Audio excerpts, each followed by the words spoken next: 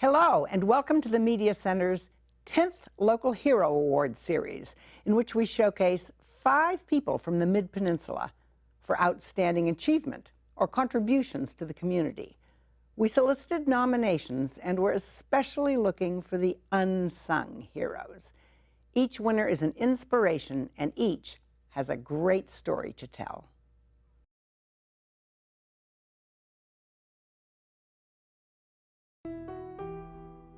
It's well known that as modern medicine finds ways to conquer infirmity, we are living longer than ever before, but we are also taking longer to die. And yet every one of us is going to die. So it's rather astonishing that it remains a subject few people want to talk about, and even fewer want to do something about. Virginia Anderson is a therapist in Atherton, and she not only talks about death in something called death cafes, but she also volunteers her time to sit with the dying. And she's a great advocate for getting people reconnected to the natural world, promoting what she calls sacred places in the Bay Area, and encouraging people to spend time there, something she finds intimately linked to the process of death and dying. I think it's safe to say that if I asked most people, how would you like to devote your time to thinking about death, talking about death, sitting with the dying, helping people die, I wouldn't get many takers. And yet that is exactly what you have chosen to devote your life to. Where did that come from? What prompted you to follow that path? Well, I was in Peru with a shaman, a friend of mine, and actually the night before I went to visit him, I had a dream, and in the dream, I was home in California, and there was an old woman who came to the door. It's always the old women who carry the stories, and she said, "Your husband was my grandmother's pediatrician, and it didn't do any good. She's dying anyway, and I've taken him prisoner, and I'll release him when you come." So I went with her in the dream, and she locked me in a room with 7 other people, and everybody was saying, "What am I doing here? What am I doing here?" And I thought, I'm not going to figure out what I'm doing here unless I find that woman. So I followed her down the hall where she had gone, and there she was, sitting at the bedside of her comatose grandchild who was dying. And I immediately knew that I was there, I was present on the planet at this point in time to be present at the transformation of life as we know it on the planet. Wow. You yourself have had a couple of near-death experiences where you've been kind of on the other side of it. Yes. Tell me about those. Well, the first time was the death of my brother, and he and I were in a boat accident where 3 people were killed. And my mother witnessed this accident from the shoreline, and her grief was inconsolable. She just could not move out of guilt and responsibility. And my grandmother and my aunts came to her and said, "You have to put your love where it can be felt. You become a nurse or a nurse's aide, and we will help you mother these children that are left." And that's what happened. So my mother became essentially a hospice nurse. Wow. Now tell me about the second rather different traumatic experience that affected you. So the other happened just a couple of days after my last child left home for college. And I thought, I'm going to see what the rest of my life is like.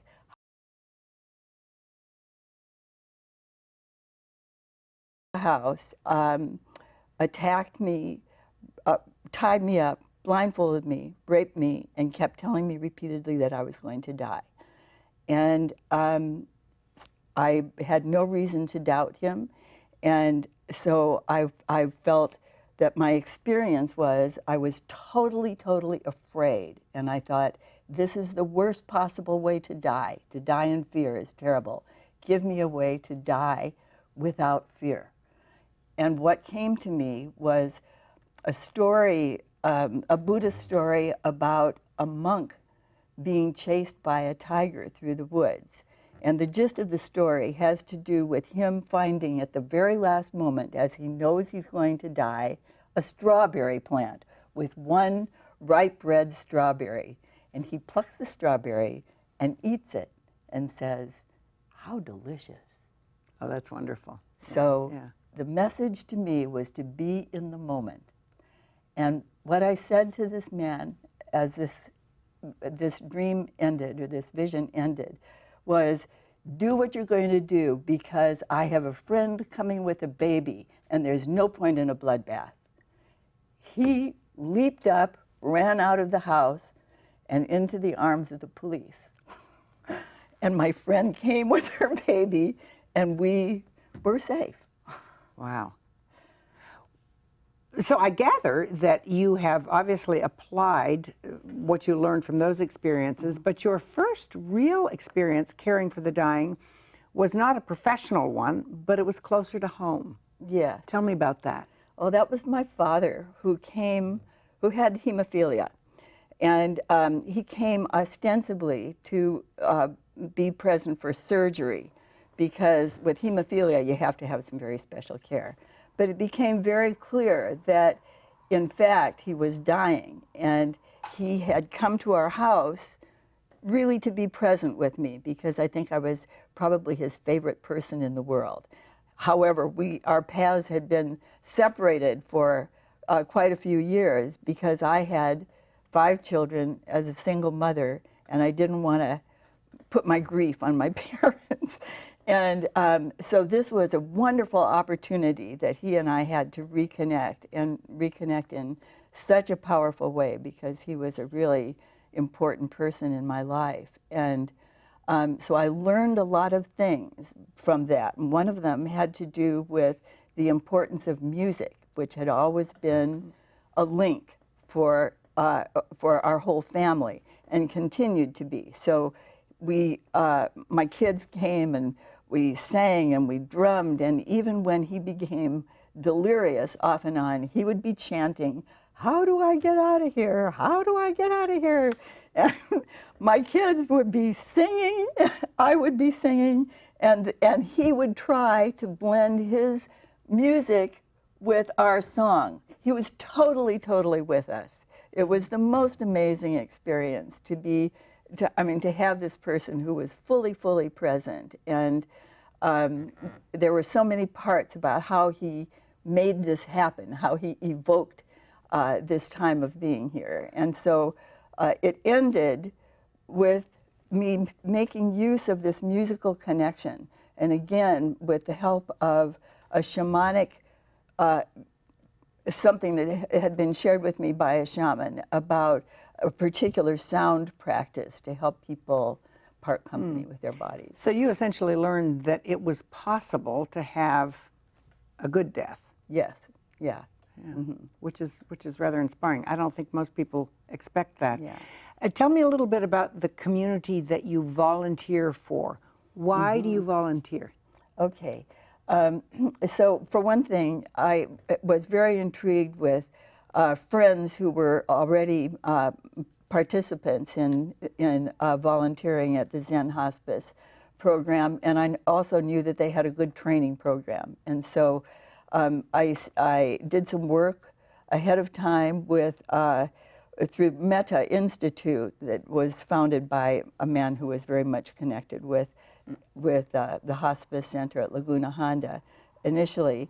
And then there was an opening for people to volunteer at Laguna Honda. And so I stepped into that capacity, and there was ongoing training, which I valued.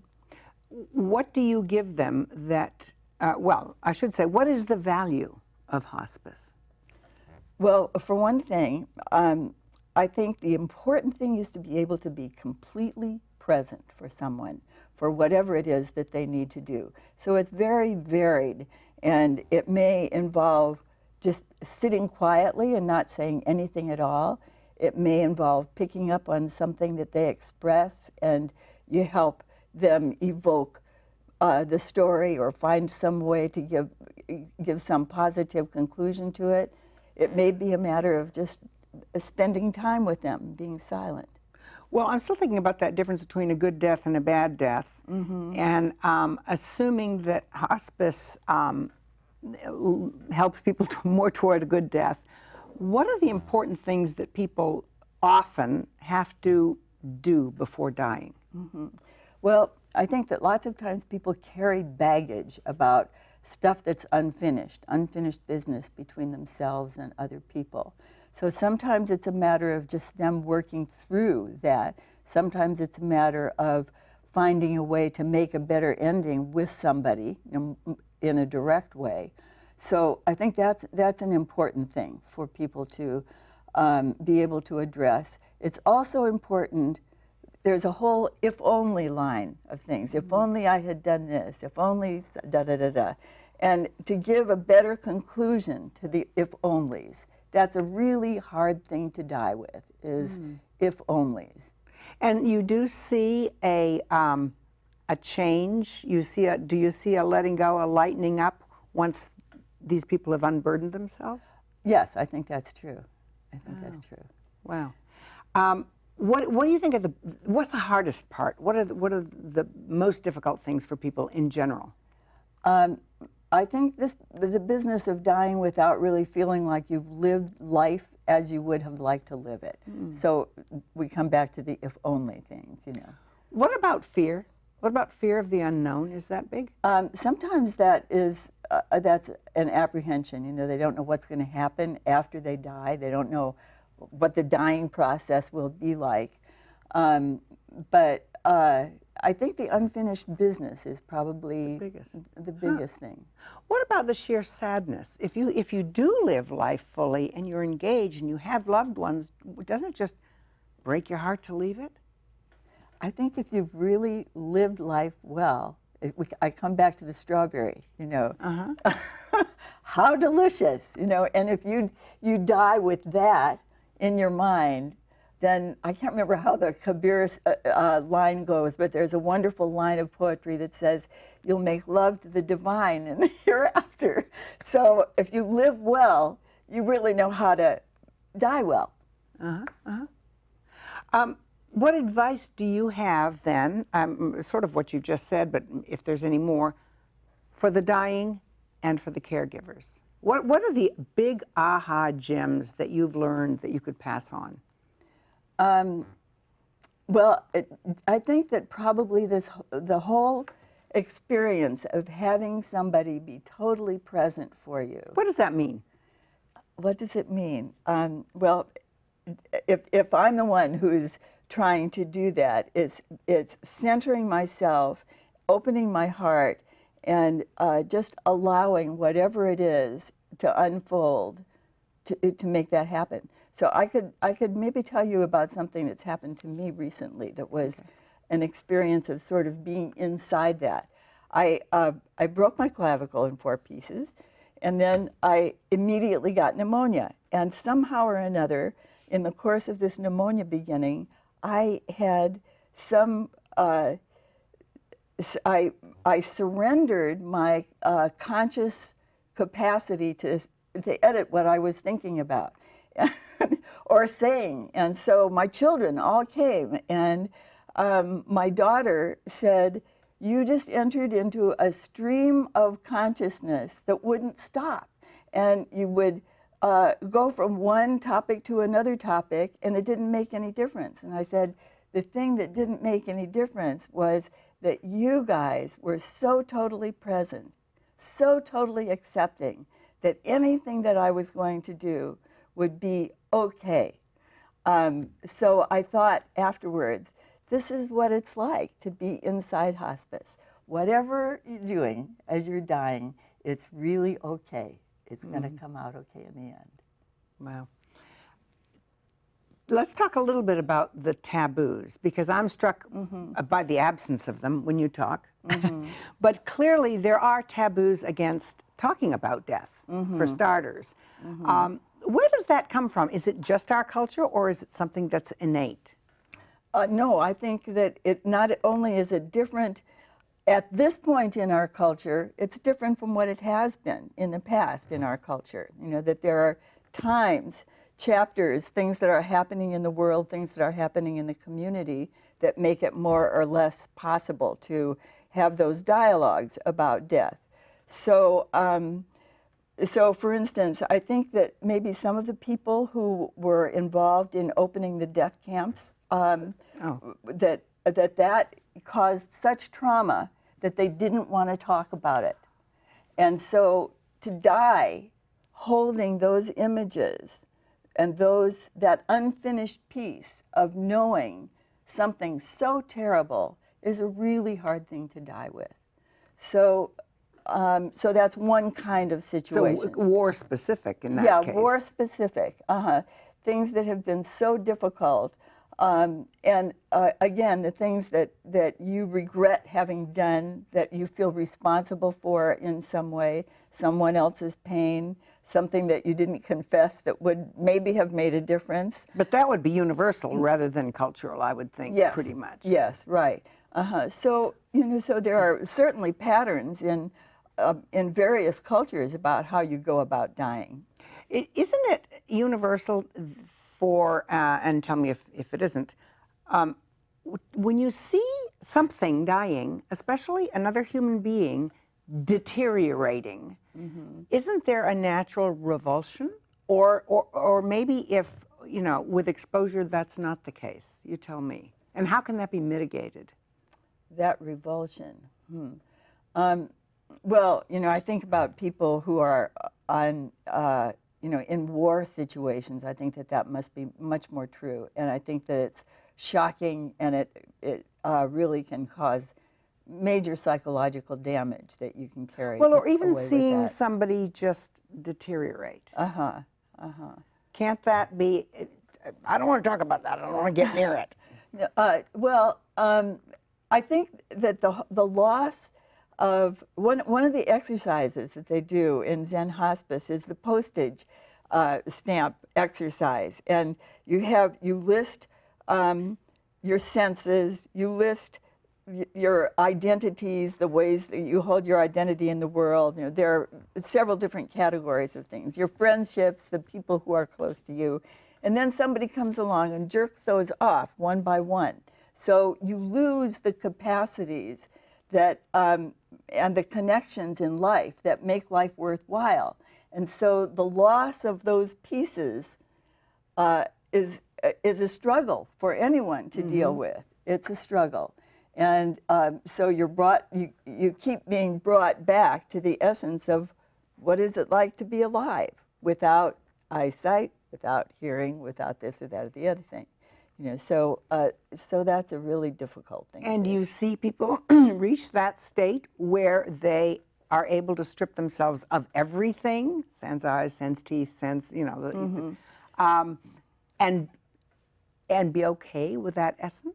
Well, I think, this is my projection, of course, because nobody said that's what's happening. But yes, I think that can happen when people feel the presence. And so maybe this is part of the answer to your question of why is hospice important. That sense of presence, of someone witnessing, someone being present with you as everything sheds, it can be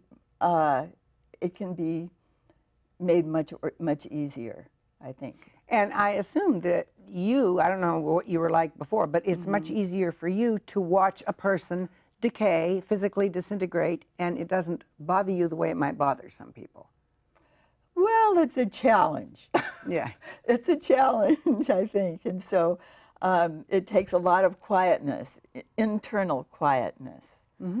So tell me about the death cafes. Even the phrase death cafe, I would think would put people off, but I gather they're incredibly valuable. I think so. They started in Europe, and so there's a pattern that death cafes essentially follows, and there are many sort of variations of that where people have changed the mode of how they do it. But in any case, they came together, they brought people together just to be able to say anything that they wanted to say about the process of dying. about what worried them, what were they afraid of, what questions that they had. And people just had a chance to air it. And there were no experts. There were maybe some suggestions from people about places that they could go to follow up on doing something like that. But there are also variations where people will come and have a death cafe that continues. Maybe we'll have people come who know a lot about filling out forms, about being able to specify what you want to have happen if such and such takes place. So that there are informative kinds of things too, but they're mostly designed to help people keep exploring options and to pay attention to the fact that they have choices and control that they didn't realize they had. Very important thing to be contributing to the culture now, I think. But this is not necessarily exclusive to the terminally ill. This is anybody. Right. And do you see real benefits? Do you see people coming away feeling, let's say, empowered? Absolutely. Absolutely. I do. Yeah. Changing gears, well, what seems to me changing gears, but I gather not so big a change for you. You are a great advocate of getting people outdoors and really in being a part of the outdoors. But to you, there's a close tie between nature and your work with death and dying. Yeah. Tell me about that. Okay. Well, it goes back to the dream in Peru. So what came to me was, I am here to be present at the transformation of life as we know it on the planet. Well, life is changing on the planet, everywhere, in all forms. And the initial work that I did following that dream was involved with the natural world. And I went from time that I spent in the Andes learning how to be present in sacred places and to open myself. So I learned hospice process by doing this work, with this shamanic work of being present in the natural world. And so I wrote a book called Circling San Francisco Bay, A Pilgrimage to Wild and Sacred Places.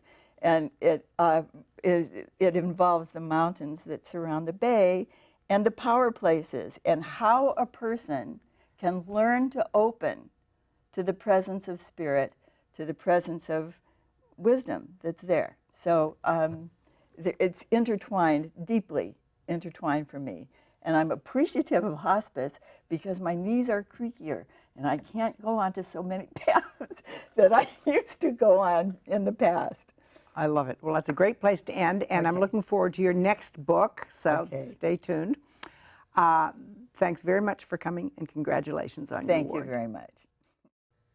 Do you know someone who has overcome significant hardship and has an inspiring story to tell?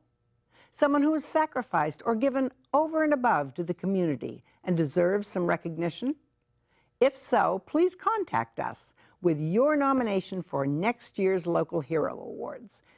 To find out more about our local heroes and to watch interviews with all the winners, visit our website, midpennmedia.org.